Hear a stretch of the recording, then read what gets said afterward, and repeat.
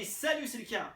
Aujourd'hui, on se retrouve pour une vidéo d'unboxing d'un nouveau réflexe que je viens d'acheter, le Nikon D5200.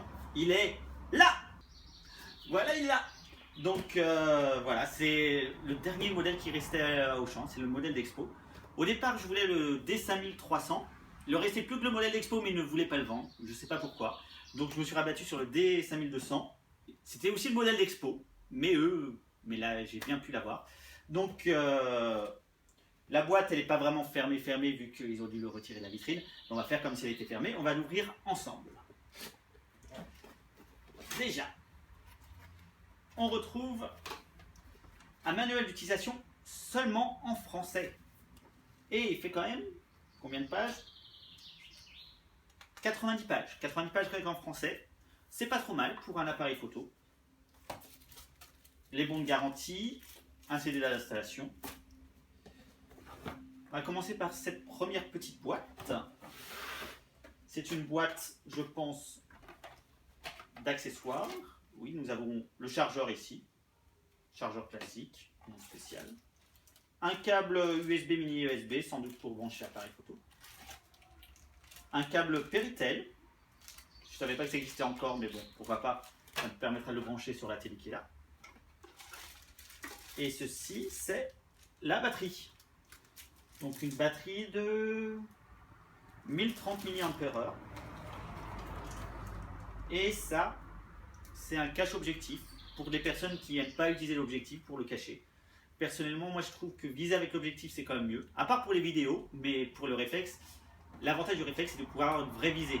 Et de pouvoir enchaîner les photos. Parce que si on met le live view, c'est toujours un peu plus long. Continuons. Ici, nous avons un autre pied.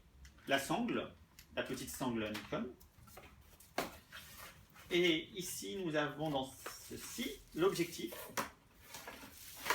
C'est l'objectif de base que vous trouvez dans la plupart des kits réflexes. C'est un 18-55 qui ouvre entre 3.5 et 5.6. Donc c'est pas extraordinaire non plus, mais bon, ça va. Il est stabilisé, ce qui permet d'éviter, soit en vidéo, les tremblements. Ça ne sera jamais la même chose qu'une Steadicam, mais ça permet de limiter un tout petit peu. Et également, pour les photos, le flou de bouger quand on appuie sur le déclencheur, ça fait bouger un peu et ça permet de bien stabiliser. Donc 18-55 de base, rien d'autre à signaler. Nous avons enfin la dernière boîte. Ici, cette boîte-ci se situe. Oups, j'ai fait tomber ça. Le boîtier. Donc le boîtier qui est assez léger, ma foi, avec toutes les fonctions ici, manuel, scène également, vu que c'est un réflexe grand public, auto pour les personnes ne voulant pas se cacher.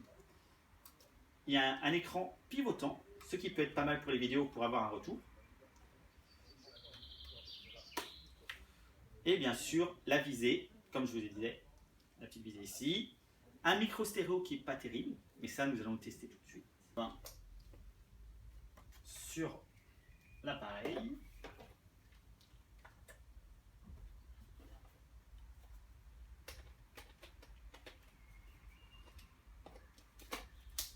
Et voilà, c'est très simple. Je vais mettre la batterie. C'est quand même un peu mieux.